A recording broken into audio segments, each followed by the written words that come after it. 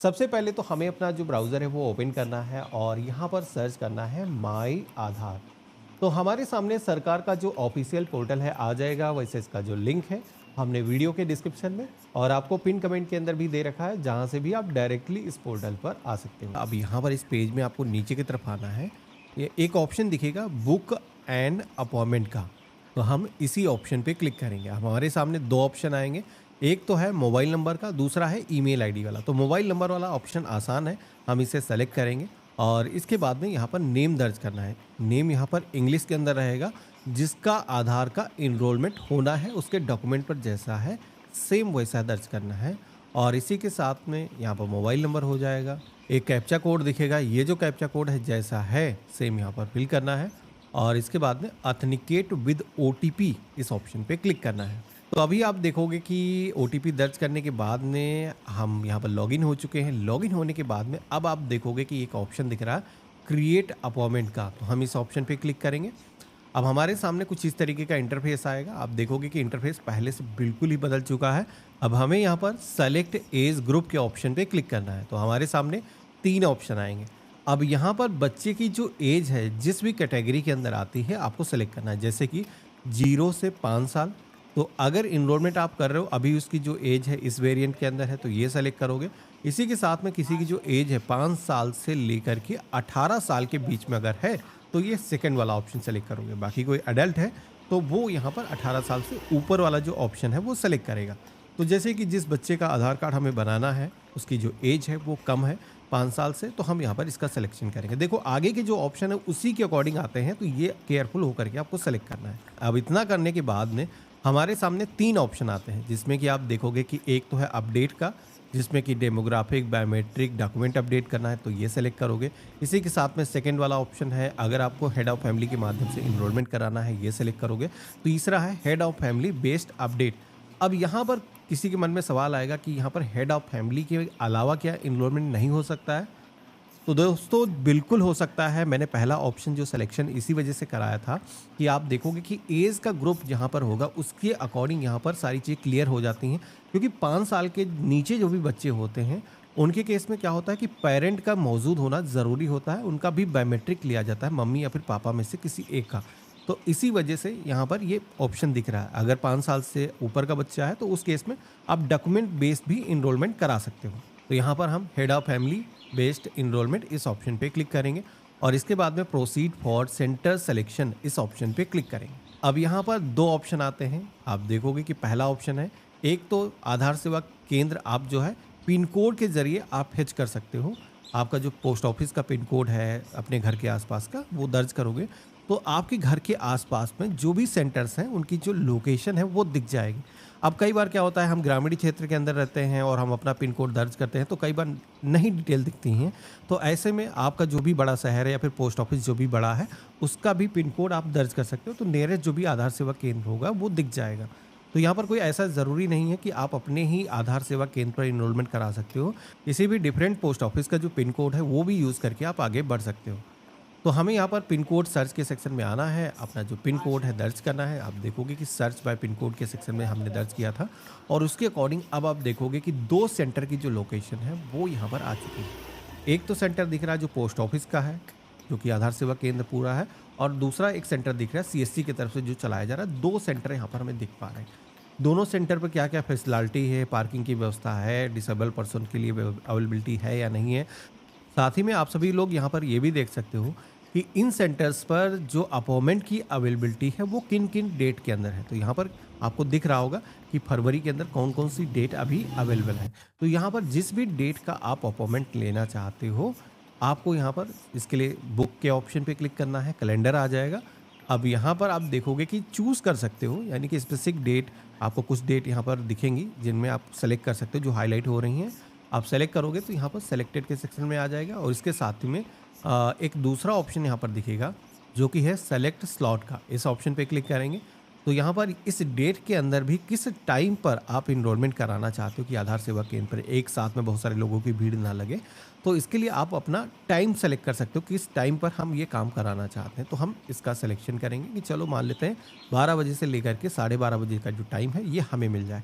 हम इसका सिलेक्शन करेंगे और इसके बाद में सेलेक्टेड फरवरी यहाँ पर जो डेट दिखाई गई है इस पे ऑप्शन पे क्लिक करेंगे और ऑनलाइन प्रोसीड के ऑप्शन पे क्लिक करेंगे। तो अब आप देखोगे कि हमारे सामने फॉर्म आ चुका है। अब इस फॉर्म के अंदर आपको सारी ही इंफॉर्मेशन भरनी है जिसका भी आधार कार्ड बनवाना है।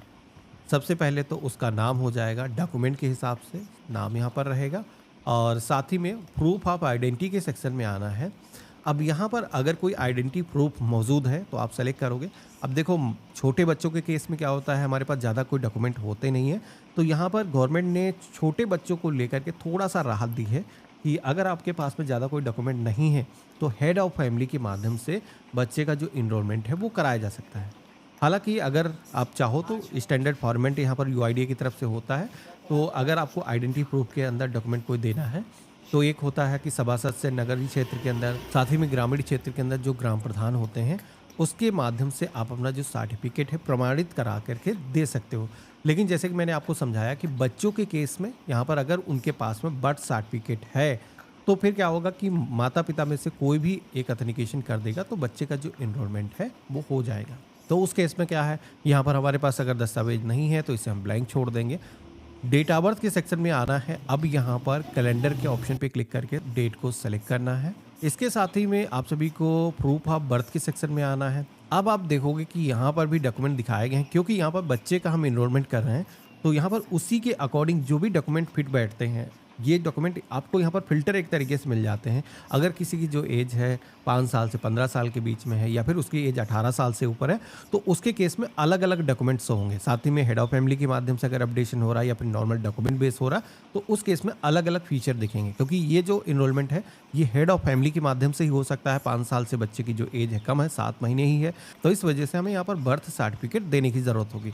तो यहाँ पर हम सेलेक्ट कर लेंगे। इसके बाद में जेंडर मेल फीमेल जो भी बच्चे का है वो आपको सेलेक्ट करना है और इसके बाद में अपना जो मोबाइल नंबर है वो यहाँ पर दर्ज करना है अपॉइंटमेंट के लिए और ईमेल आईडी यहाँ पर रहेगी और यहाँ पर आपको एड्रेस का सेक्शन मिलेगा। एक चीज़ बता देता हूँ, कई बार क्या होता है कि माता पिता के आधार कार्ड पर जो एड्रेस होता है वो बच्चों के बर्थ सर्टिफिकेट से मेल नहीं खाता है, तो ऐसे में भी आपका जो इनरोलमेंट है वो रिजेक्ट हो सकता है। तो एक चीज़ ध्यान रखना है कि अगर आप सभी लोग बच्चे का आधार कार्ड बनवा रहे हो तो माता या फिर पिता में से जिसका भी पता उसी लोकेशन का है जहां का बर्थ सर्टिफिकेट आपने बनाया है, क्योंकि बहुत सारे अभी फ्रॉड हो रहे थे, लोगों ने बर्थ सर्टिफिकेट फर्जी तरीके से बनवाए थे और वो किसी दूसरे स्टेट से जारी हुए होते थे, तो वो उस तरीके के जो बर्थ सर्टिफिकेट है वो नहीं लगते हैं। जो बर्थ सर्टिफिकेट पर एड्रेस है तो उसके अकॉर्डिंग ही एड्रेस यहाँ पर दर्ज करना है। अब ऐसा कोई ज़रूरी नहीं बर्थ सर्टिफिकेट पर शॉर्ट में लिखा है तो आप पूरा डिटेल में नहीं लिख सकते हो, लेकिन डिस्ट्रिक्ट और आप सभी का वो जो एरिया है वो वही होना चाहिए। तो हम अपना जो हाउस नंबर है, जो भी बिल्डिंग अपार्टमेंट का नाम है वो यहाँ पर दर्ज करेंगे। लैंडमार्क जो भी लगता है, यानी कि कोई लोकेशन है,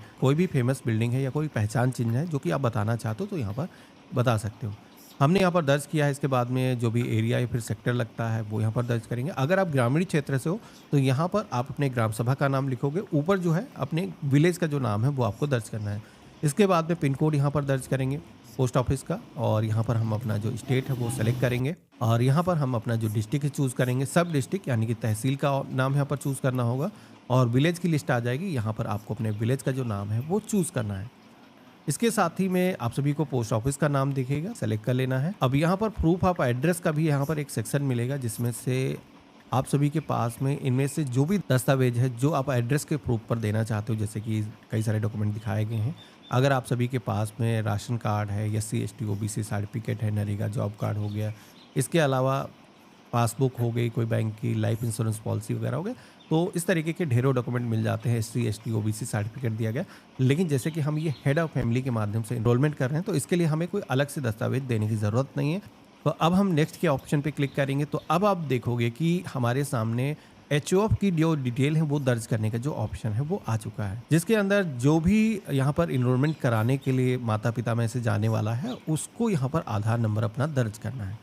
तो यहाँ पर उनका आधार नंबर हो जाएगा। HOF का जो नेम है वो आधार कार्ड पर कैसा है सेम यहाँ पर दर्ज करना है। रिलेशनशिप क्या है तो यहाँ पर आप सेलेक्ट करोगे, फादर है, मदर है या फिर लीगल गार्जियन है, यहाँ पर आपको चूज़ कर लेना है। इसके बाद में select wild proof of relationship का सेक्शन मिलेगा जहाँ पर आप सभी लोगों को कई सारे डॉक्यूमेंट के ऑप्शन दिखेंगे। लेकिन जैसे कि हम बता रहे थे कि अगर बच्चे के पास में बर्थ सर्टिफिकेट है तो फिर अलग से कोई दस्तावेज ज़रूरत नहीं है। तो आप देखोगे कि रिलेशन के सेक्शन में भी बर्थ सर्टिफिकेट का जो ऑप्शन है वो यहाँ पर दिख रहा है, यानी कि यही आपका लग जाएगा, अलग से कोई डॉक्यूमेंट देने की ज़रूरत नहीं है।